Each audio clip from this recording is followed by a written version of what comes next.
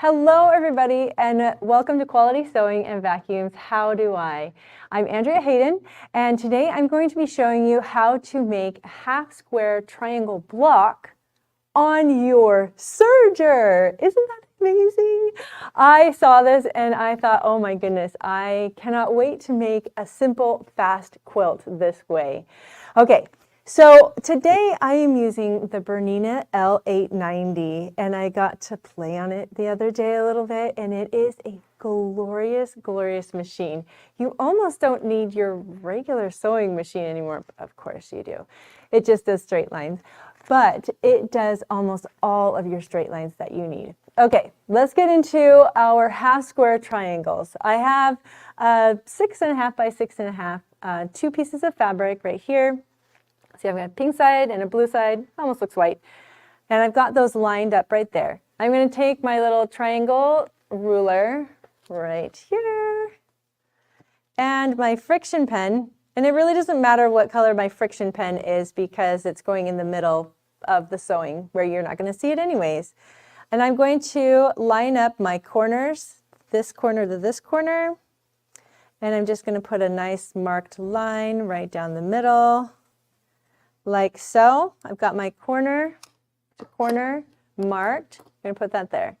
And then I'm going to take some pins and I'm going to pin those pieces on either side. I'm going to have my pins point towards the middle of my line there just because I don't want to deal with any of the heads of those needles. Okay, keeping this aligned right like that. This was so fun. I made a square in like no time flat to just try out this idea and it was so fast. Oh, one other thing that I wanted to tell you about your fabric is that you want to make sure that you iron your pieces really well. This is going to get you those crisp corners when you're doing a half square triangle. Today I just used Best Press on all of mine. I'm going to set that aside right there. And it really helps to make your fabric really nice and crisp to work with. Okay, are you ready? This is absolutely awesome. Okay, so one thing I wanted to tell you about this awesome Bernina L890 is that I needed to change the setting on my machine here because it was set up for just a regular serge, and I just wanted a single needle, just a narrow hem. Or not hem, but a narrow serge edge with just one needle. And I picked on the picture that I wanted and it walked me through all of the instructions. It was amazing. I didn't have to flip through a book. I didn't have to go online. The machine itself told me what to do. It was incredible and it was so fast as well. Okay. And one other thing that I really love about this Bernina is that it has a leg lift right here. You see that? Oh, one more thing that I don't have to do with my hands. Did you see that? I lifted up my foot without my hands. Yay! Okay, so now what we're going to do, oh, hold on. I forgot to tell you about this tool. We're going to need this here in just a second. This is Alex Anderson's 4-in-1 tool right here. I'm going to set that aside. I'm going to use the little pointy system, the stiletto part of the tool here. I'm going to set the little lid aside because when you get towards the end right here, you're going to want to be able to stabilize it. Okay, here we go. So what I'm doing is I am lining up my line here that I made on the fabric with my blade right here. I'm going to lift up my foot with my knee lever right there. That's so awesome. Okay, I'm going to find my foot down there and we're just going to start sewing. Maybe it just needed to wake up because we moved it from one room to the other. Okay, that's all it needed. Okay, I'm just following along that line and I'm going to let the other piece of fabric just fall and curl down here below. I'm going to keep following that. Here we go. Here it comes towards the end, and this is where you really want to use your stiletto here to keep this point nice and straight so you get that perfect corner right there. Oh, and I forgot scissors. Oh, actually, what we can do, we're just going to leave that out there. I'm going to lift this up. I'm going to put my tip all the way back. I can thread it all the way in there. And when you do the second side, we put our pins in to keep the fabrics together. When we put this in, we're just going to follow the blade along the edge of that already cut line. It's not going to be, aw, thank you. I had some super helpers in the background. We don't want to cut any of the fabric off because it was already cut. So now we're just going to serge right along that edge right there. Right like that. And I've got these 3 other ones. We're just going to sew these up really fast too, because we are going to be making a pinwheel. That's so exciting. Okay. Here we go.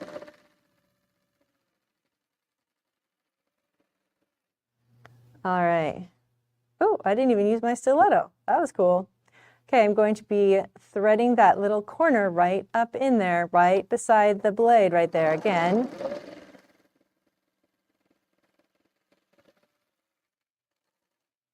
Oh, how I love this machine. It is like butter. It is amazing.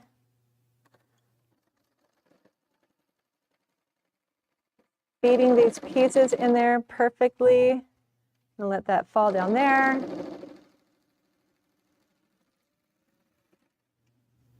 Oh, there they go. Look at my chain. Isn't that beautiful? Everybody's going to want to do half square triangles now, right?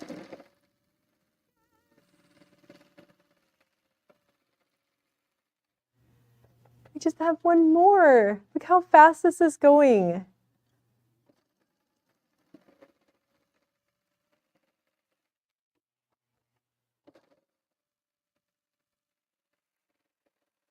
Last piece, everybody. Check this out. Okay.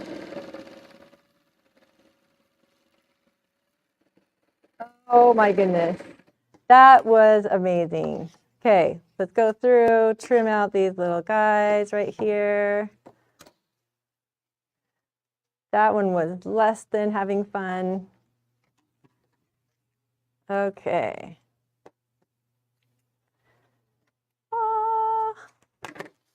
All right, so let's get some ironing done. I'm going to set this aside right here. We're going to take out some of our pins now. We don't need those. And ironing is probably one of the most important parts of any kind of sewing. By trade, I'm a seamstress. The costume you see in the background is one that I made. And so that is my bread and butter. This quilt that you see behind me was one of my very first quilts I have ever made before. Let's see, how many of these do we need? I don't think we need all of those, but that was really fun to make those. So what I have found is that they suggest that you want to do all of your seams the same way, iron them all the same way. So that's what we're going to do. This is our little petite press iron that we brought in for the month of September. And I love having a little, you didn't turn off on me, did you? Nope. I love having a little ironing mat right beside my table right here when I'm quilting, because you can do these little pieces right here. And I really like the size of this little iron. It's amazing. I have used a teenier one in the past where it was like half this size, and it's a great little iron, but this one has a little bit more space on the head right here. And so it's really nice to have right beside you. It gets those, it's a lot better than finger pressing. And then when you make your big block, you can take it over to your big iron and really press that out. One good thing about using the best press or any kind of starch before you start doing your fabrics or sewing with your fabrics is that it's going to help even afterwards. Like ironing right now, I can still feel the starch working in there and make these seams really nice and flat. We're going to set these guys aside. I was just so excited to make those. Okay. We're going to put two sides together. Now, I'm not sure if you can see this, but because we did all the seams going the same way, when we put two right pieces together, we have a right side and a right side going together like this. The seam on the bottom is going to the left, and the seam on the top is going to the right. So these seams are just going to nest together. They just want to butt up next to each other. And that's how you get these perfect points right there. Okay. Now we're going over to the sewing machine again. And I'm using my fingers to feel. You really want to utilize your feelers, your fingers here, to feel that those seams are nice and flat, there's no wrinkles, and everything feels great. Okay, I'm going to use my knee lift again to lift that up. We're going to send this through.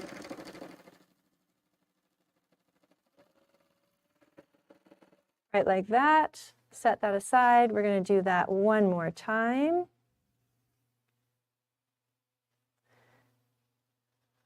I can see one side is one seam is to the left, the other seam allowance is to the right.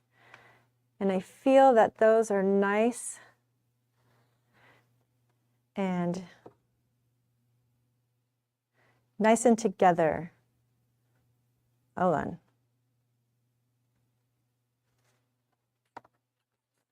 Using my knee lift again.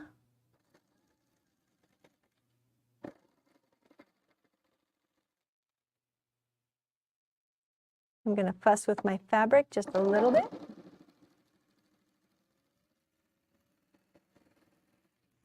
Okay. I'm going to trim those edges up really nicely right there. There.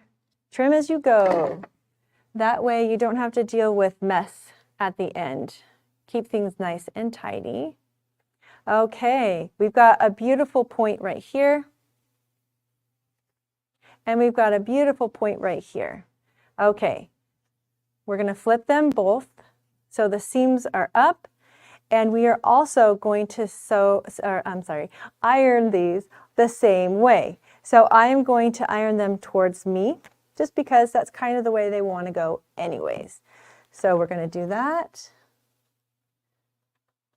Iron it towards me. Oh, I'm going to put my little kickstand up right there. So I'm going to show you how to do a spin the seam with serging.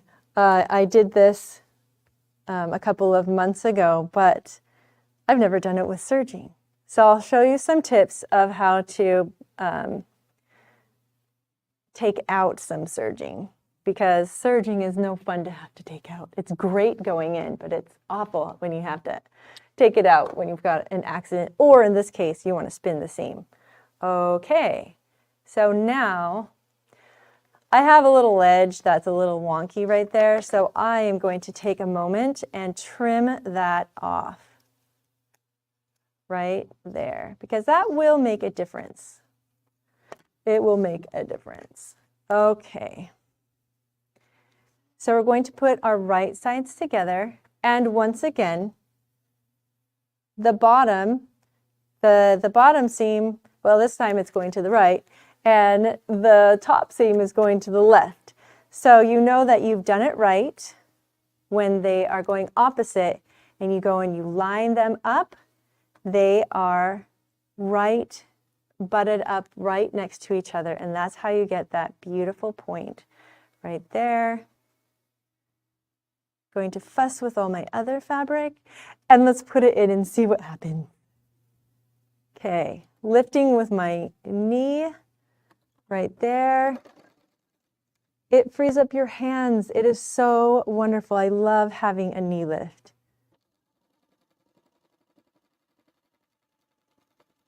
Look at how smooth.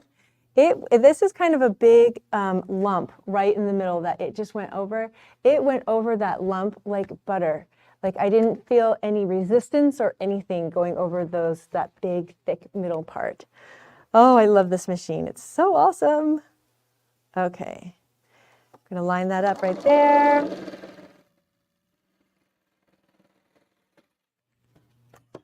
Let me give it a little trim. And a little trim. Oh, are you excited? I'm so excited to see how this turned out. Oh, that's awesome.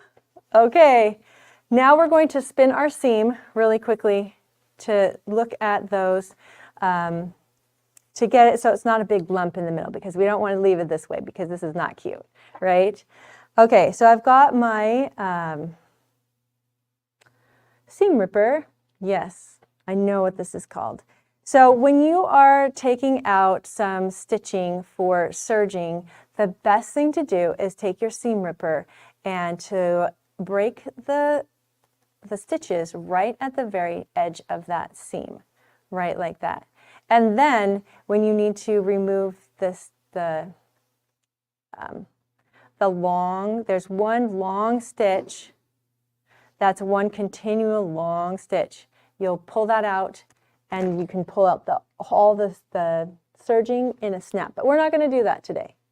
We're just going to release the top right there because we want access to these little points right here in the very middle, because we are going to be making a teeny tiny block right up here.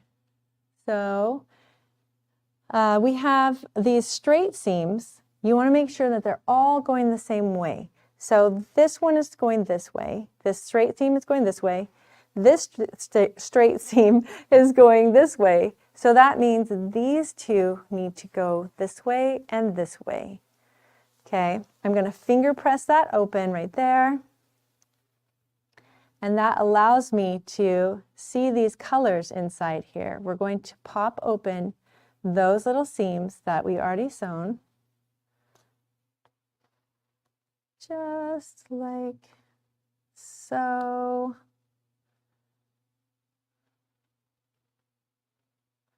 Almost there. Pop open that seam. And this guy needs to go over on this side.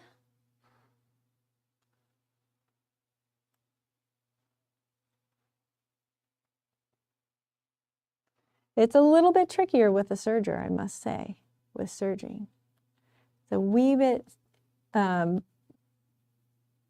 little more in depth here, pulling out these little seams right in the middle so we could open that little star right there. But I think it's totally worth it with all the time that you save. Oh, how cute. I'm going to release just a little bit more of this, the stitching on the top, just the top edge stitching. You don't want to do anything down in the middle because that's holding your very, very bottom together there. Okay, I think I got enough. So when you look at it, it's a teeny tiny block right in here that replicates the inside. We're going to take our iron, we're going to give it a little press. We're going to press out this side to that way.